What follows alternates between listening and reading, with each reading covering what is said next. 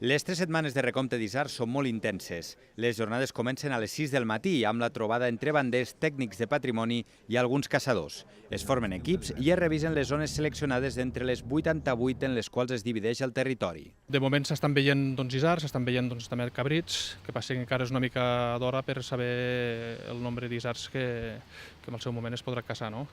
Les dades, com sabeu, les dades que recollim al llarg de tots els recomptes passen a l'àrea de fauna, que són els que fan l'anàlisi de totes aquestes dades i fruit d'aquí és el que determina el nombre d'isards que es podran caçar la setmana de l'isard. Gràcies al telescopi, els prismàtics i sobretot anys d'experiència observant els animals i aprenent el comportament, els banders, darrerament ajudats en la tasca per membres de la Federació de Caçadors, identifiquen ràpidament els jocs de pas dels isards.